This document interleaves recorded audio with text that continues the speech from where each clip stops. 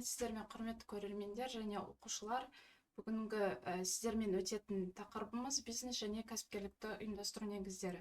Мен Абай Мырзахметов университетінің оқытушысы Байрамбаева Мөлдір Нұрланқызы. Кәсіпкерлік мәні және мазмұны қалыптастыру шарттарына тоқталып өтеміз. Жалпы кәсіпкерлік ұғымына тоқталып өтсек, ол бізде адам қызметінің ерекше саласы болып табылады. Және де ол еңбектің басқа түрлерінен оқшауланып тұрады. Бұған кезінде атақты экономист Гарвард университетінің профессоры Йозеф Алиос және Шумпетер мән беріп кеткен. Жалпы ол былай айтып кеткен: кәсіпкер болу басқаның істеген істемеу. Жалпы бұл ұғымды түсіндіріп өтсек, осы нарықта кәсіпкер болу үшін өзінің жаңа ойын пайда болу қажет, және де негізі жаңа идеялар болу қажет. Екінші жағынан кәсіпкерлер алдымен кәсіпкерлік жұмысты ұйымдастырушылар болып табылады. Ол туралы бізде француз экономисті Жан-Батист Сей былай деп айтып кеткен: кәсіпкер адамдарды өндірістік шеңбер ауқымында ұйымдастыра алатын адам. Кәсіпкерлік терминін алғаш рет айналымға енгізген ағылшын ғалымы Ричард Кантильон болып кетті.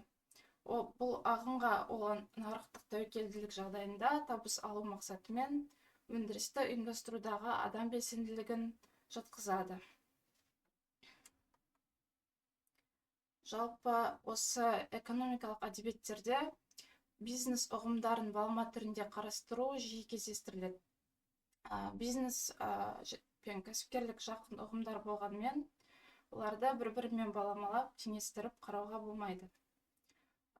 Бизнес ол бізде жалпы табыс әкелетін кез келген қызметтің түрі болып табылады. Осы бізде кәсіпорындардың негізгі мақсаты пайда табу болып табылады. Және де кәсіпкерлік іс бұл бізде новаторлық іс болып келеді. Нағыз кәсіпкер ол өнертапқыш адам, сондықтан бизнеспен айналысатын адамдар осы көзқарас тұрғысынан еш уақытта кәсіпкер бола алмайды.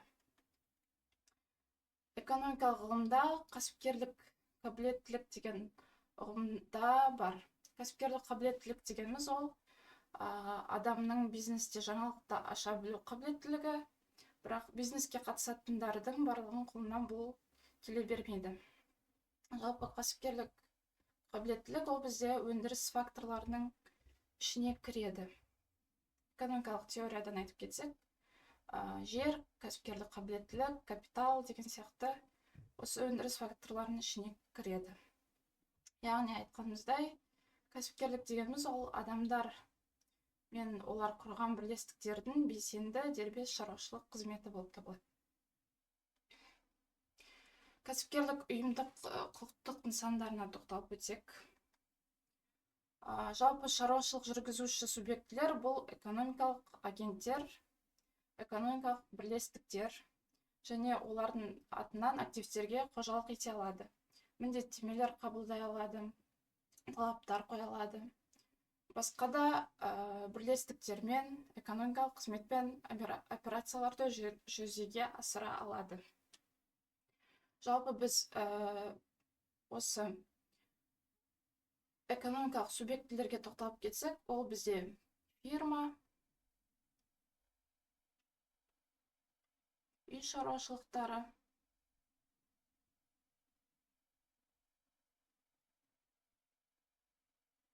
және мемлекет. Бізде жалпы осы үш негізгі субъектілер бар. Міне мұнда бізде ұйымдық құқықтық көзқарас тұрғысынан алғанда басты орынды жүйеде ұйымдастырылған субъектілер кәсіпорындар мен ұйымдар. Осы жаңағы үш субъектілердің ішіне кіретін фирмалар, компаниялар, фермерлік шаруашылықтар, шаруашылық серіктестіктер, ассоциациялар, ұлттық компаниялар, мысалы холдингтерді айтып өтсек болады. Бұрын таралған завод, фабрика, кәсіпорын атаулары сиректеу қолданылады.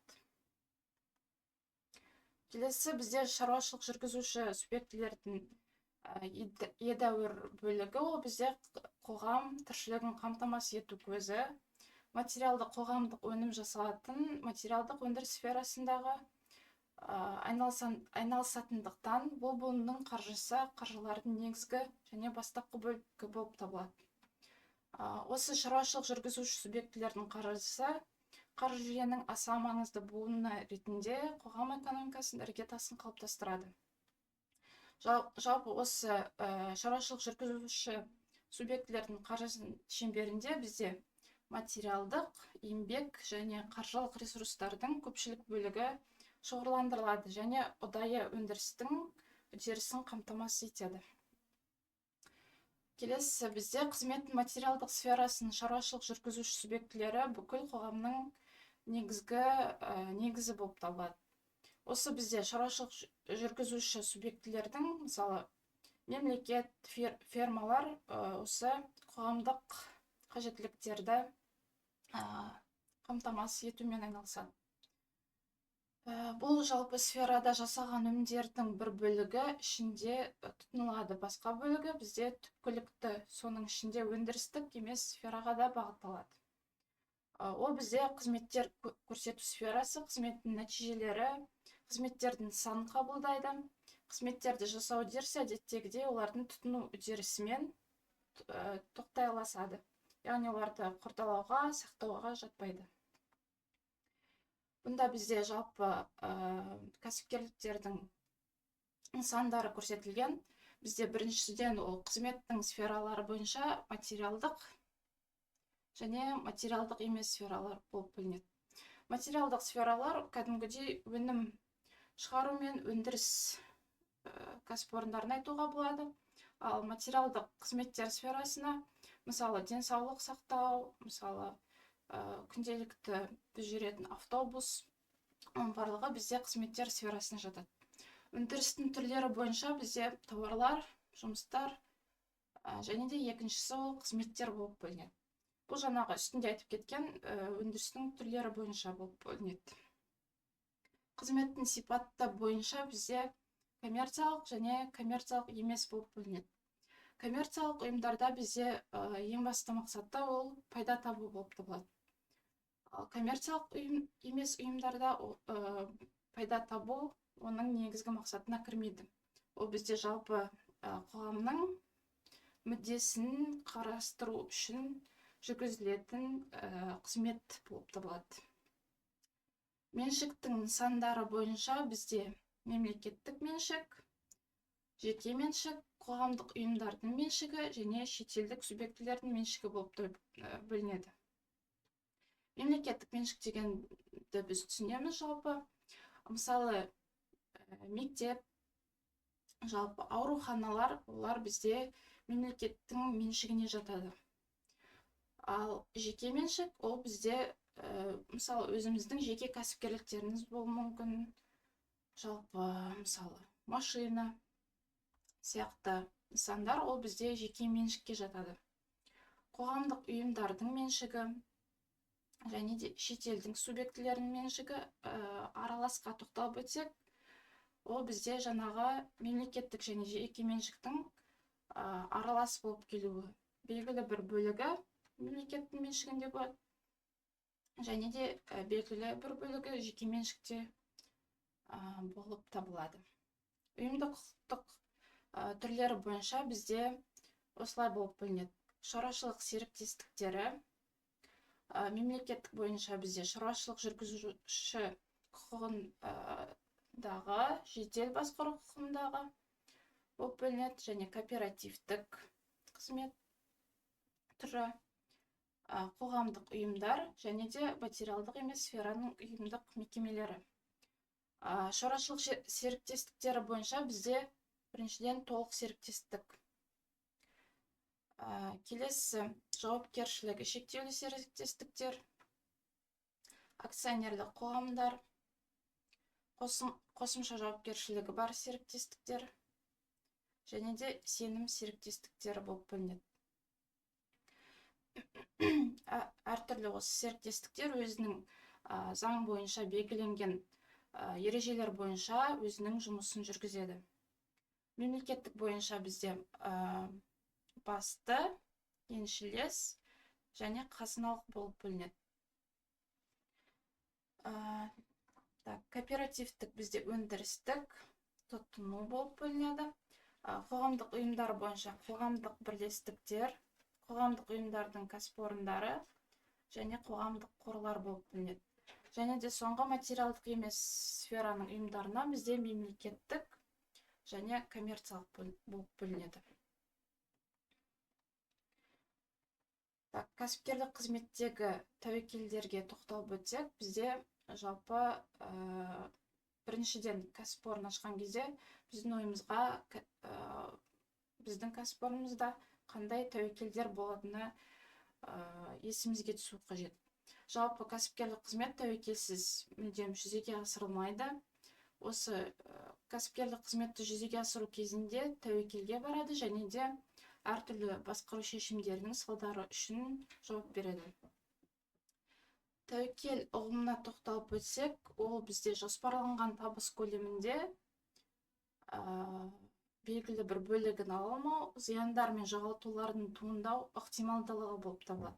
Басқаша айтқанда, қолайсыз жағдайлармен экономикалық қызмет шарттарының кездейсоқ өзгеруімен байланысты күтілетін табысты, ақшалай қаражаттарды, мүлікті және де басқа ресурстарды жоғалу қаупінің туындауы болып табылады.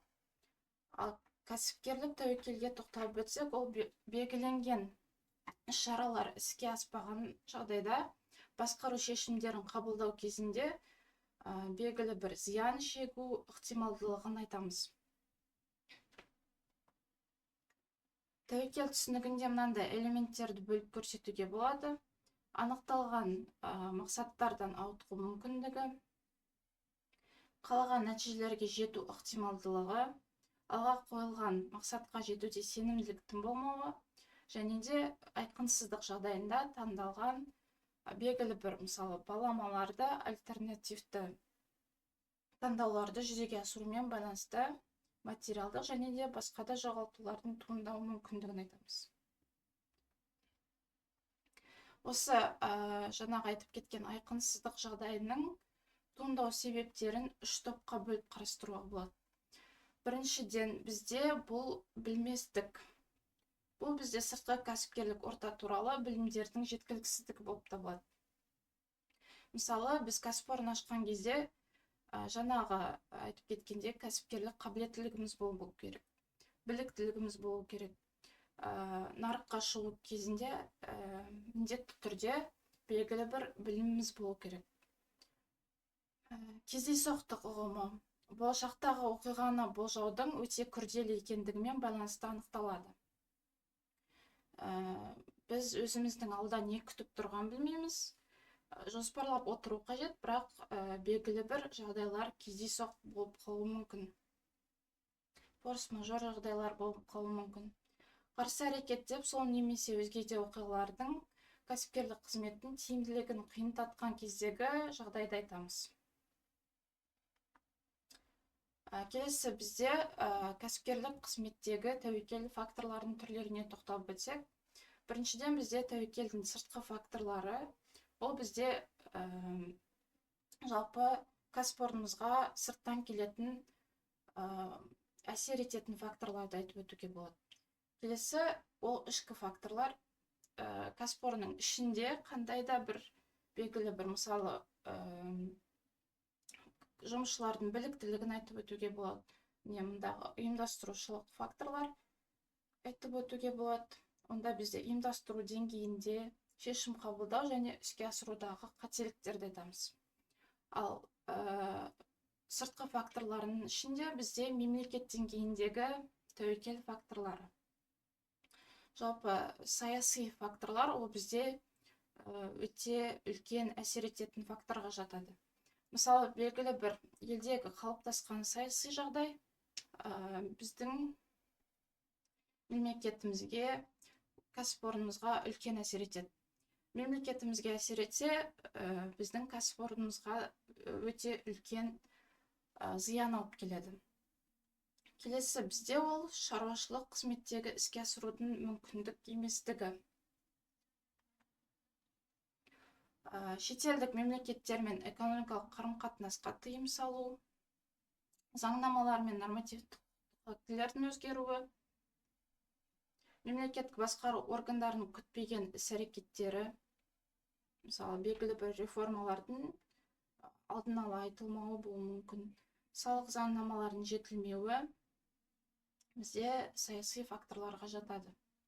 Мысалы соғыс сияқты белгілі бір ереуіл митингтерді айтуға болады. Бұл бізде кәсіпорындарға өте үлкен әсер етеді. Ұйымдастырушылық факторлардың келесі түрлерінде бізде жалдамалы жұмыскерлер құрамы, олардың біліктілігі, материалдық ынталандыру дәрежесі. Жалпы кәсіпорында менеджер деген қызметші болады. Ол біздегі жаңағы кадрларды реттеп отырады, олардың біліктілігін қадағалап отыру қажет, және де сонымен қатар ынталандырып отыру қажет. Жұмысшыларда ынта болмаса, біздің жалпы кәсіпорындағы жұмысымыз мүлдем жүрмейді. Басқару құрылымы және басқару стилі, ол бізде басшыға байланысты, жаңағы кәсіпкерлік қабілеттілік ұғымымен байланысты ұғым, және де өндірісті ұйымдастырудағы күтпеген өзгерістер. Бұл бізде жаңағы кадрларға үлкен әсер етуі мүмкін, жаңадан өзгерістер туындаса. Келесі бізде тәуекелдің әлеуметтік экономикалық факторлары. Тәуекелдің инфляциялық факторлары. Белгілі бір кезеңде бізде ақшаның құнсыздануы сияқты жағдайлар болып қалуы мүмкін. Ол бізде экономикаға үлкен әсер етеді. Соған байланысты мысалы проценттік ставка өзгеруі туындайды. Тәуекелдің дефляциялық факторлары, тәуекелдің валюталық факторлары және тәуекелдің қылмыстық факторлары жатады. Бұл бізде жалпы әлеуметтік экономикалық факторлардың түрлері. Кәсіпкерге қатысты тәуекел факторларына бізде кәсіпкердің өзінің құзыреттілігі, кәсіпкердің білімі мен біліктілігі жатады, кәсіпкердің еңбек өтілімі және тәжірибесі жатады. Кәсіпкерлікті жүргізуде жалпы тәжірибе үлкен рөл ойнайды. Кәсіпкердің жеке қасиеттері де жатады. Егер сіз тәуекелге бара алмасаңыз, сіздің кәсіпорныңызда ешқашан дамымайды. Кәсіпкерлік қызметтегі бизнес жоспарлау. Жалпы бизнес жоспар қандай бағыттарға бағытталуы мүмкін екендігін айтып өтсек. Өзіңізге арналған болуы мүмкін, несие үшін банкке бағытталған, және инвесторлардың қаражаттарын тартуға арналған, жергілікті серіктестікпен біріккен кәсіпорын құруға арналған, жаңа қызметтерді тартуға арналған, және де өзге компаниямен бірігуге арналған болып келеді. Бизнес жоспардың жалпы ол бізде дайындау кезеңдері, қажетті ақпарат көзін анықтаймыз біріншіден. Оның дайындау мақсаттарын белгілеу. Біз бизнес жоспарды қандай мақсатта жүргізетінімізді анықтаймыз. Өз мақсаттық оқырман инвесторларын белгілеу. Біздің салаға байланысты өзіміздің инвесторларымызды анықтаймыз. Жасалып жатқан құжаттың жалпы құрылымын айқындау. Кәсіпорын ашылардың алдында біз міндетті түрде өзіміздің құжаттарымызды түгендеу керекпіз. Бизнес жоспардың әрбір белгіленген тарауын дайындауға қажетті ақпараттарды жинау. Мысалы, біздің бәсекелестерімізді анықтау сияқты, нарықты зерттеу, тікелей бизнес жоспарды жазу. Жалпы бизнес жоспарды түзудің ішкі мақсаттарына бізде фирма қызметінің нақты бағыттарын, мақсаттық нарықтарын және де фирманың орнын анықтау қажетпіз. Біздің кәсіпорнымыз қай жерде орналасатынын анықтау керекпіз, қандай өнім шығарады, қандай қызмет түрін көрсетеді, және де қандай да өзіміздің тұтынушыларымыздың болатынын анықтау қажет. Фирманың ұзақ мерзімдік және қысқа мерзімдік мақсаттарын, оларға жету стратегиясын, тактикасын қалыптастыру, стратегияны іске асыруға жауапты тұлғаларды белгілеу, жалпы ұзақ мерзімді, қысқа мерзімді мақсаттарын міндетті түрде жоспарлап айқындап алу қажетпіз. Мысалы, белгілі бір сіз жаз мезгілінде ғана жұмыс істеуіңіз мүмкін, өзіңіздің бизнесіңіз, немесе ұзақ мерзімді көптеген жылдар бойы өзіңіздің бизнесіңізді жүргізгіңіз келеді. Фирманың тұтынушыларға ұсынатын тауарлары, қызметтері, құрамын талдау және көрсеткіштерін белгілеу. Оларды өндіру мен сату бойынша өндірістік және сауда ұстанымдарын бағалауды айтамыз.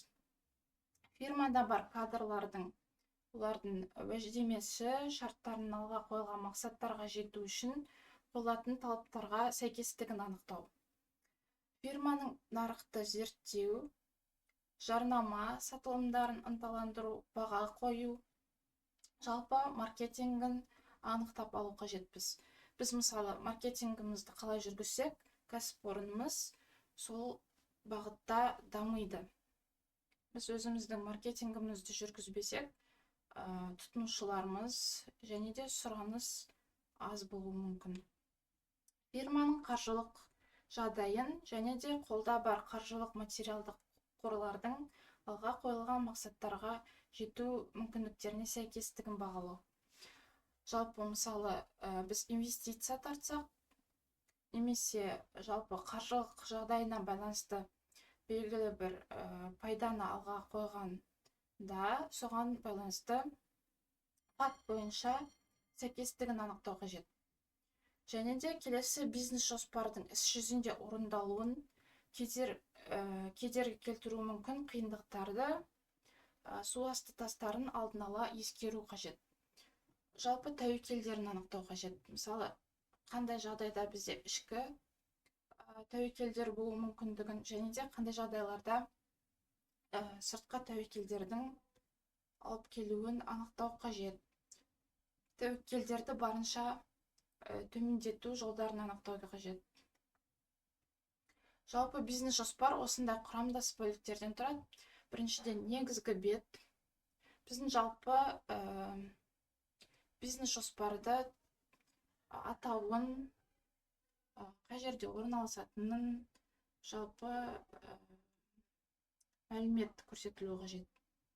Түйіндеме көрсетілуі қажет. Резюме басқаша айтып өткенде. Мазмұны, жалпы өз бизнесінің тарихы. Егер жұмыс істеп жатқан болса, өнімдердің, қызметтердің сипаттамасын анықтап өту қажет. Нарықтар, жалпы нарықтағы жағдайды сипаттап өту қажет. Қандай нарықтың саласында біз жұмыс істей алатынымызды анықтау қажет. Біз бәсекелестеріміз, бұл бізде ең басты бөлігі болып табылады. Біздің нарықтағы неше бәсекелесіміз бар екенін анықтау қажет. Бәсекелестеріміздің мықтылығын және де олардың нарықтағы орнын анықтау қажет. Өндірістік жоспарға тоқталып өтсек, біздің жалпы өндіріс қалай жүргізілетінін анықтау қажет. Ондағы техника, қызметшілер, жұмысшылардың орнын анықтау қажет. Маркетингтік жоспар жаңағы жарнама.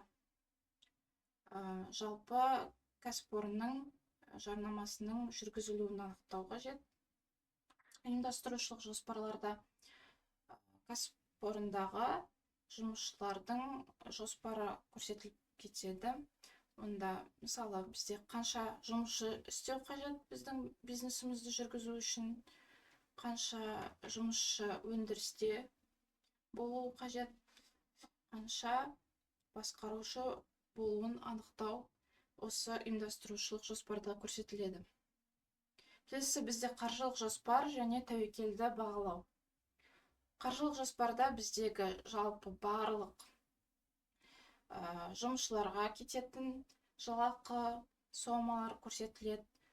Біздің инвестиция тартқан қаражатымыз немесе қарызға алған несие болуы мүмкін. Соның барлығы осы қаржылық жоспарда көрсетіледі. Және де тәуекелді бағалау. Тәуекелді бағалау, жаңағы айтып кеткендей, бизнесте міндетті түрде болады. Және де соңында бізде бизнес жоспарда қосымшалар көрсетіледі. Бизнес жоспардың артықшылықтарына тоқталып кетсек, қойылған мақсаттарға сәйкес міндеттерді дәлірек айқындауға көмектеседі. Бизнес жоспарда ең маңызды бизнес жоспардың бөлімдері көрсетілгендіктен, ол бізде айқын түрде көрсетіледі. Басқарушыларды, инновацияларды белсенді түрде енгізуге мәжбүрлейді. Нарықта бізде бәсекелестеріміз көп болғандықтан, жалпы осы өнімдерді ұсынатын бизнестер көп болғандықтан, бізде инновациялармен өзіміз жаңа идея ұсынуымыз қажет. Сондықтан біз осы инновацияларға мәжбүр боламыз. Және де өз идеяларын басқа да инвесторлармен идеялармен үйлестіруге мүмкіндік береді. Инвесторлармен біз өзіміздің идеяларымызды толықтыруға болады. Фирманың нарықта болып жатқан өзгерістерге дайын болуына көмектеседі. Барлық орындаушылар мен қатысушылардың ойлары, ынталарын, ұсыныстарын ескеруге мүмкіндік береді.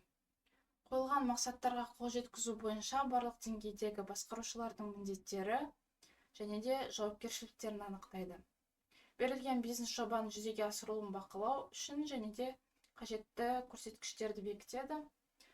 Және де соңғы бізде қойылған мақсаттарға қол жеткізуге жұмсалған күш-қуатын дұрыс үйлестіруге көмектеседі. Кәсіпкерлік қызметті қаржыландыру, ол бізде жалпы қаржылық ортасына тоқталып өтсек, кез келген кәсіпорында бізде экономикалық жүйенің элементі болып табылады. Және де оның кәсіпкерлік қызмет бойынша серіктестермен, әртүрлі деңгейдегі бюджеттермен, капитал иелерімен және де басқа да субъектілермен белгілі бір қарым-қатынастарға түседі. Осы қаржылық ресурстарды қалыптастыру мен пайдалану үрдісінде кәсіпорында нарықтың басқа субъектілерімен қаржылық қатынастар пайда болады. Дәл осы қатынастар бізде кәсіпорынның қаржысының мәнін құрайды. Оны басқаша айтқанда кәсіпорынның қаржылық ортасы деп айтамыз. Кәсіпорынның барлық ақшалай ағындары немесе қаржылық ресурстарының қалыптасуы мен пайдалануымен келесі түрде бөліп көрсетуге болады. Біріншіден бізде кәсіпорынның ақша ағынын реттеу. Екіншіден бізде қаржы ресурстарын қалыптастыру. Және де соңғысы ол бізде қаржы ресурстарын бөлу және пайдалану болып табылады. Ол бізде жалпы кәсіпорынның ақшалай ағындарын тиімді түрде пайдаланумен көрсетіліп кетті.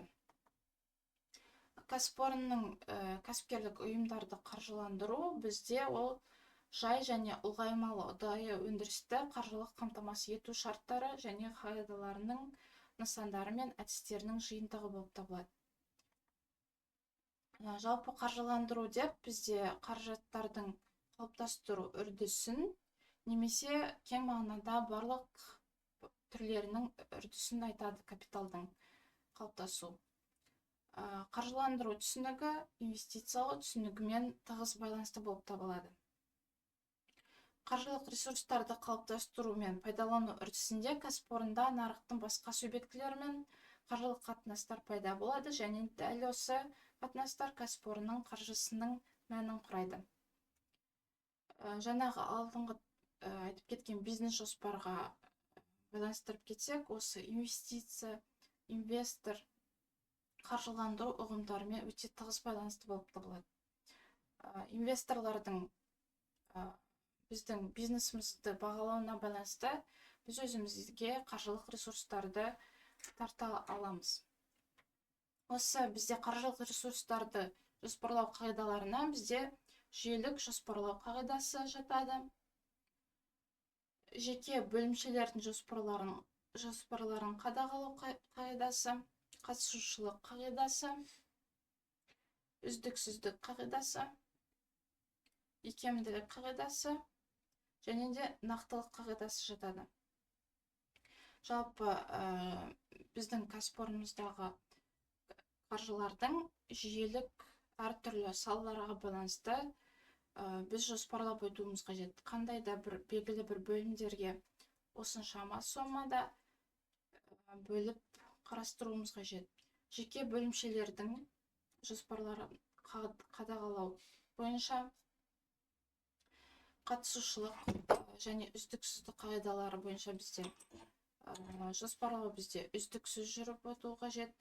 Кәсіпорынның қаржысының икемділік қағидасы бойынша біздің қаржыларымыз жалпы кәсіпорын әртүрлі жағдайларға байланысты икемді болу қажет. Кәсіпкерлік құпия және оның қорғау тәсілдері. Жалпы кәсіпкерлік құпия дегеніміз ол бізде таралуы зиян келтіретін кәсіпорынның қызмет туралы мәліметтерді жариялауға кәсіпорынның кәсіпкердің заңмен қорғалатын құқығы болып табылады. Ал коммерциялық құпия деп жариялау олардың мүдделеріне зиянын тигізетін фирма, кәсіпорын қызмет туралы мәліметтерді айтамыз.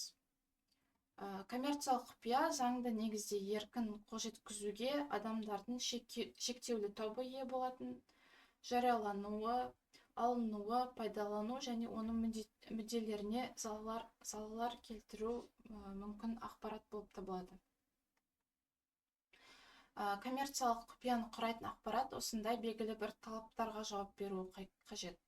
Біріншіден, бізде ол мемлекеттік құпияға жатқызылмайды. Екіншіден, бізде ол ақпараттық ашық қолдану кәсіпорын үшін зиян келтіруі мүмкін. Мысалы, белгілі бір бәсекелестері зиян келтіру мақсатында ақпараттарды өзінің мүдделеріне байланысты қолдануы мүмкін. Ақпарат заңдық негізде жалпыға белгілі және жалпыға қолжетімді болып табылмайды. Кәсіпорынның белгілі бір құжаттарын біз барып қарай алмаймыз.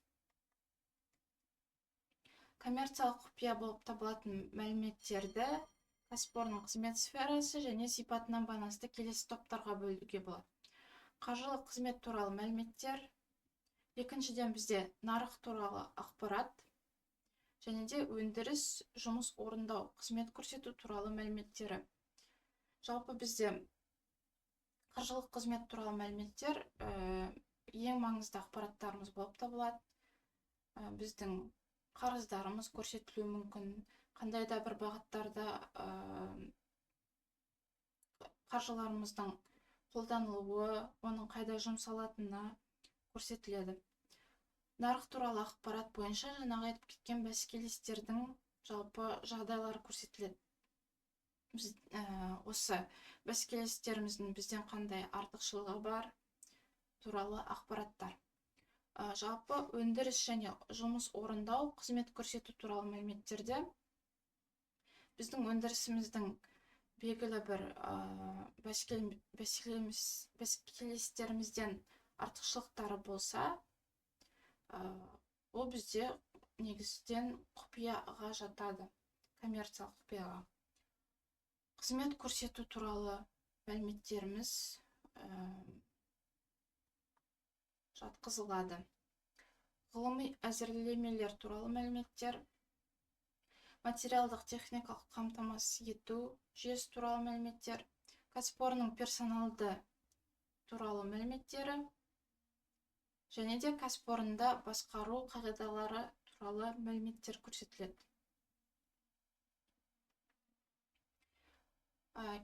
Келесі бізде кәсіпкерлік мәмілелерді ұйымдастыру. Жалпы Қазақстан Республикасының азаматтық кодексінде жалпы бөлімнің 147 бабында мәміле азаматтар мен заңды тұлғалардың азаматтық құқықтары мен міндеттерін белгілеуге, өзгертуге немесе тоқтатуға бағытталған әрекеттері болып табылады. Осы мәмілеге тән белгілерді айтып өтсек, мәміле дегеніміз ол адамдардың ерікті іс-әрекеті және ерікті акт болып табылады.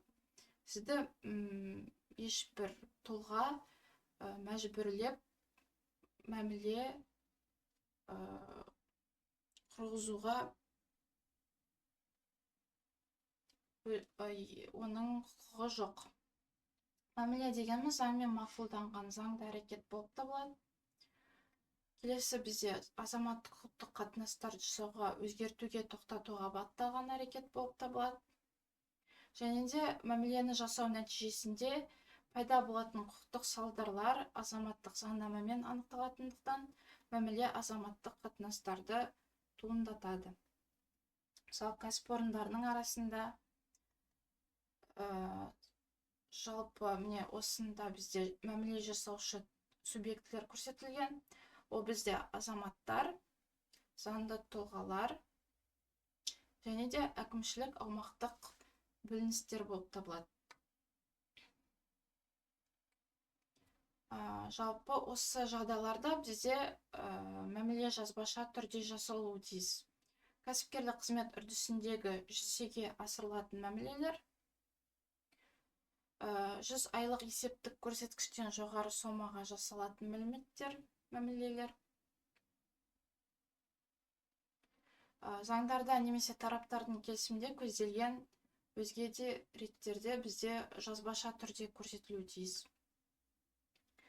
Егер жазбаша түрде көрсетілмесе, бұл бізде мәміле қабылданбаған болып табылады. Түрлеріне тоқталып өтсек, бізде біріншіден бір жақты, екі немесе көп жақты мәмілелер, себепті немесе абстрактілі мәмілелер, консенсуалды мәміле және нақты мәміле, қайтарымды және қайтарымсыз мәміле, кейінге қалдырылған шартпен жасалған мәміле және де кейін күші жойылатын шартпен жасалған мәміле.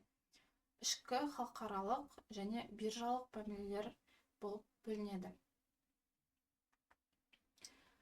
Жалпы кәсіпкерлік қызмет субъектілерінің жауапкершілігіне тоқталып кетсек, ол бізде кәсіпкерлердің жауапкершілігі дегеніміз, ол мемлекеттің, қызметкерлердің, клиенттердің, шаруашылық жүргізу субъектілерінің құқықтарын бұзуға, орындалмаған міндеттемелерді қалпына келтіруге бағытталған белгілі бір іс-әрекеттердің қажеттілігін, міндетін түсіндіріледі. Жалпы осы кәсіпкерлік жауапкершіліктің осындай функцияларын айтып өтсек, біріншіден превентивтік функция, ол бізде кәсіпкерлік қызметке қатысушылар тарапынан болашақ санкцияларды қолдану қаупінің пайда болғанын ескертеді. Екіншіден, компенсациялық функциясы, ол бізде заңды бұзушы кәсіпкерлік қызмет субъектісінен зардап шегуші қатысушының пайдасына ақшалай соманы өндіріп алумен байланысты болып келеді. Және де оның мысалы белгілі бір жоғалтуларын орнын толтыру, бұзу орнын алғанға дейінгі бұрынғы жағдайда қалпына келтіру мақсатын көздейді. Келесі ол бізде айыппұлдық репрессивті функциясы. Мұнда бізде ықпал етуші қарастырылған шаралар кәсіпкерлердің сферасында заң бұзушылықтардың орын алуына жол берген тұлғалар үшін өзінің нысанының ретінде көрініс табылады. Заңдық жауапкершілік түрлерінің жіктелуіне қатысты әртүрлі тәсілдері бар. Осындай жіктемелері бар. Бізде біріншіден қолданудағы негізгі мақсатына байланысты жазалаушы және орын толтырушы жауапкершілік болып бөлінеді. Келесі ол бізде бұзушылықтың түрлері, қолданылатын санкцияларды сипатына байланысты. Азаматтық, құқықтық, қылмыстық, әкімшілік, тәртіптік және материалдық мүліктік жауапкершілік. Санкцияларды қолдану тәртібі бойынша соттық, әкімшілік және әкімшілік жауапкершілік болып бөлінеді. Бұзу субъектісі бойынша дербес және ұжымдық жауапкершілік.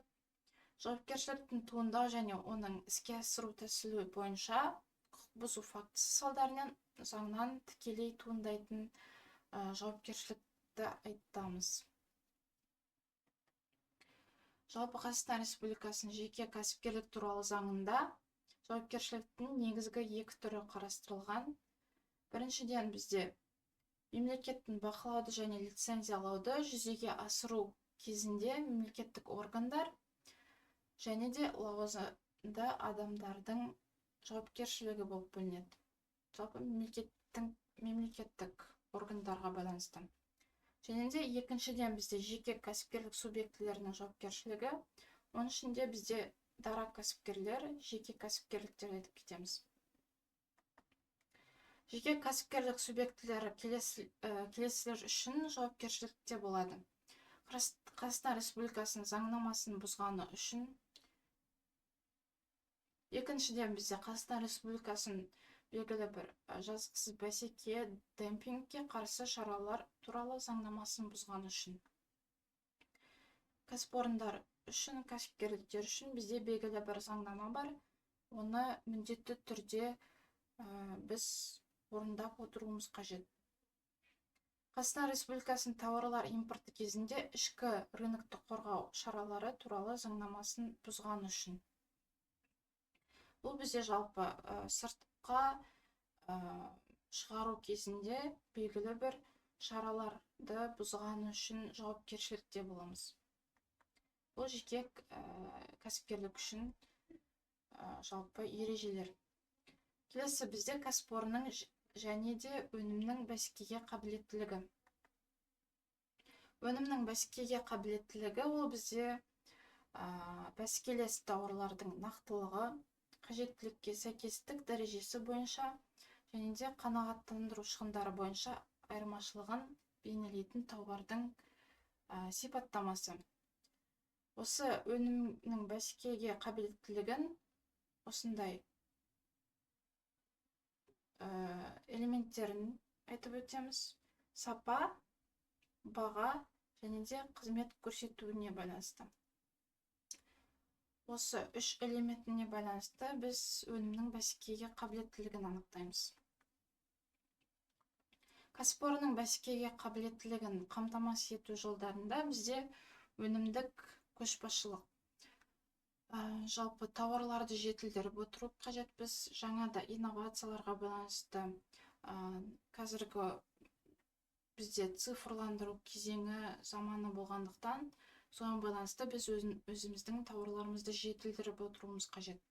Жалпы мысалы банктерді айтып өтсек, олар өздерінің ылғи да қызметтерін жетілдіріп отырады, өнімдерін, банктік өнімдерін. Бұл бізде көптеген артықшылықтар алып келеді. Мысалы, жылдамдыққа байланысты адамдарға өте ыңғайлы болып табылады. Оларға тұтынушылық пайдалық беру бойынша, жаңағы айтып кеткен маркалық өнімді дамыту, дизайн және сервистік кепілді қызмет көрсету және де тартымды имидж қалыптастыру. Бұл жалпы маркетингтік бағытына жатады. Адамдар тек қана бағасына қарамайды, сонымен қатар оның өнімнің дизайніне де қарап өтеді. Келесі бізде бағалық көшбасшылық бойынша инвестициялардың тұрақтылығы, тауарларды стандарттау, шығындарды басқару, ұтымды технологияларды енгізу және шығыстарды бақылау болып табылады. Бұл бізде бағалық элементі бойынша бәсекенің қамтамасыз ету жолы болып табылады. Және де соңғысы бізде үлестегі көшбасшылық, ол нарықтың белгілі бір сегментінде өнімдік немесе бағалық көшбасшылыққа көңіл қоюдан тұрады. Өнімнің сапасының көрсеткіштерінен бізде біріншіден бағытталу көрсеткіштерін айтып өтсек, ол бізде бұл ұйымды пайдаланудан болатын пайдалы эффектінің негізгі функционалдық өлшем болып табылады. Келесі бізде сенімділік көрсеткіштері, бұл нысан қасиеттерінің уақыттағы орнатылған шектерінің аясында барлық параметрлер мен талап етілетін функцияларының сақталуы болып табылады. Келесі бізде технологиялық көрсеткіштеріне өнімді дайындауда белгілі бір жоғары еңбек өнімділігін қамтамасыз етуде конструкторлық технологиялық шешімдердің тиімділігі болып табылады. стандарттау және унификация көрсеткіштеріне белгілі бір бұйымдағы стандартты унификацияланған және ерекше құрамдағы бөліктердің үлес салмағы. Эргономикалық көрсеткіштер бізде жалпы адамның бұйыммен өзара әрекеті, бұйымды пайдалану кезіндегі адамның гигиеналық, антрометрикалық, физиологиялық, психологиялық қасиеттеріне сәйкестігін анықтаймыз. Жалпы тұтынушының мінез құлығын анықтап өту қажет. Эстетикалық көрсеткіштер бұл бұйымның ақпараттық көрнекілігі, формасының ұтымдылығы, композициясының тұтастығы және тауарлық түрінің тұрақтылығын айтып өтеміз. Келесі көрсеткіш ол бізде транспортабелдік көрсеткіштері, ол өнімнің тасымалдауға бейімделуі. Жалпы мысалы, әртүрлі дүкендерге тасымалдауға немесе біздің фирмаларға тасымалдауға бейімделуін айтамыз. Патенттік құқықтық көрсеткіштеріне өнімнің патенттік қорғалуы және патенттік тазалығы. Экологиялық көрсеткіштері өнімді сақтау және де оның экологияға ешқандай зияндығының жоқ екендігін немесе зияндығының дәрежесін анықтаймыз. Қауіпсіздік көрсеткіштері бұл бұйымды пайдаланудағы және сақтаудағы қауіпсіздік дәрежесі. Жалпы кәсіпорындағы сапа ілгіші деген терминді айтып өтсек, сапа дегеніміз ол бізде маркетингтік, нарықтық іздеу және зерттеу болып табылады. Екіншіден бізде өнімнің техникалық талаптарға жобалау немесе әзірлеу, материалдық техникалық жабдықтау, өнімнің сапасына әсер ететін әртүрлі факторлары бар. Осы техникалық жабдықтау үлкен әсер етеді. Біздің мысалы өндірісте қолданылатын станоктар, техникамыз ескірген болса, бұл өнімнің сапасына кері зиян әсерін тигізеді. Өндірістік процестерді дайындау және әзірлеу. Біз алдын ала өндірісіміз қалай жүргізіледі, қандай бағыттарда жүргізілетінін анықтап өтуіміз қажет. Жалпы өндіріс жүргізіледі, өндіріс процесі, бақылау және сынақ. Өндірістен кейін біз өніміздің сапасын анықтау қажетпіз. Орамалау және сақтау. Егер де бізде белгілі бір өнімдер артық қалып қойса, біздің қоймаларымыз болу қажет, қоймалармен қамтамасыз етілген болуымыз қажет. Және де дұрыс оны сақтай алуымыз қажет. Өнімді сату және бөлу, бұл жалпы бізде нарыққа шығуын айтамыз. Өнімнің монтаж және іске қосу, қызмет көрсетудегі техникалық көмек және де өнімді пайдаланудан кейінгі утилизация жатады. Келесі бізде өнімді стандарттау және сертификаттау. Жалпы өнімді стандарттау дегеніміз ол неғұрлым ұтымды нормаларды тауып, содан соң ол нормаларды өнімді әзірлеу стандарттары, нұсқаулары және әдістемелері секілді нормативтік құжаттарда бекітетін норма шығармашылық қызмет болып табылады. Ал стандарт дегеніміз ол стандарттау нысанына қойылатын нормалар, ережелер және талаптар кешеннің мазмұндайтын және танылған органдармен бекітілген нормативтік техникалық құжат болып табылады. Жалпы бізде осы Қазақстан Республикасының аумағындағы стандарттау жөніндегі нормативтік құжаттар. Біріншіден бізде халықаралық стандарттар, екіншіден бізде өңірлік стандарттар және техникалық экономикалық ақпарат жіктеушілері. Соған байланысты ережелер мен ұсынымдар. Қазақстан Республикасы мемлекеттік стандарттары мен техникалық экономикалық ақпарат жіктеуіштері, ұйымдардың стандарттары жатады. және де Қазақстан Республикасының стандарттау жөніндегі ұсынымдары, шет мемлекеттердің ұлттық стандарттары жатады, ұйымдар стандарттары, техникалық, экономикалық ақпарат жіктеуіштері және стандарттау жөніндегі нормалар, ұсынымдары жатады.